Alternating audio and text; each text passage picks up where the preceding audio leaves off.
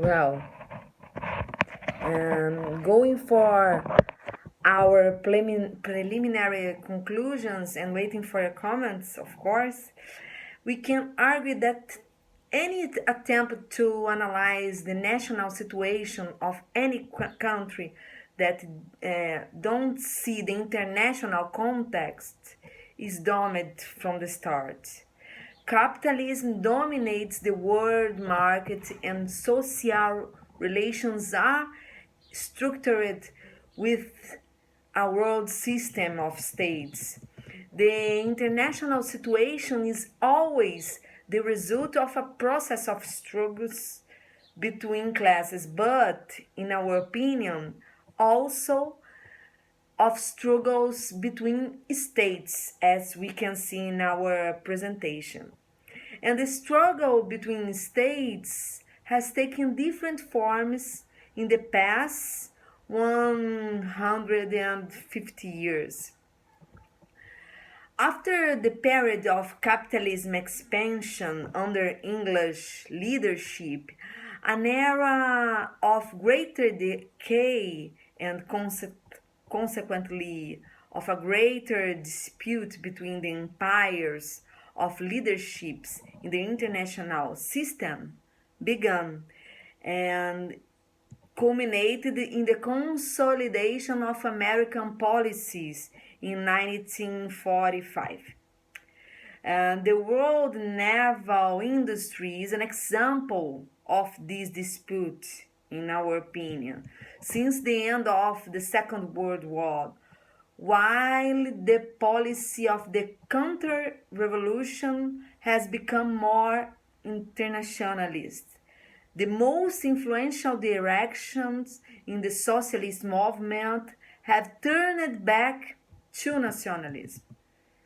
The classes do not fight in the world arena in a direct meal because there is the mediation of the borders of the states, which dispute positions within hierarchical world systems, and these conflicts affect the relation between the classes and its parents.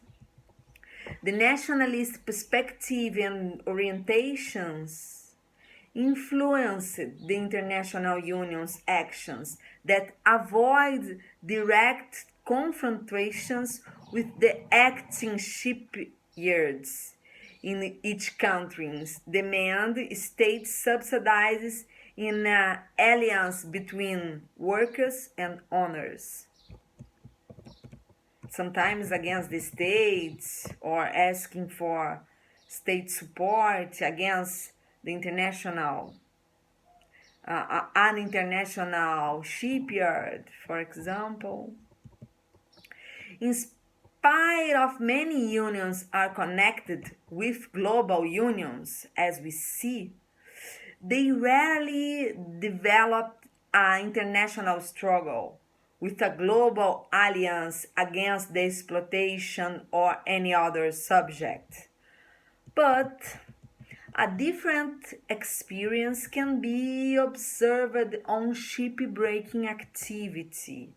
This action, developed especially on Medium Orient and Asia, is nowadays considered one of the worst labor in the world, according with ILO. And as Pasha showed us, there is an articulation between different countries and different unions against these threats. Well, the attempt of internationalist articulation of the naval sector apparently die on the beach, but the history of struggles, mobilizations, and the organization memory of this segment, as well as the actions against shipbreaking activities, make us believe that another wave can exist, and maybe, who knows, there is a chapter of this history that can be told, can be right, can be lived and told as well. Thank you, everyone, and we wait for your comments.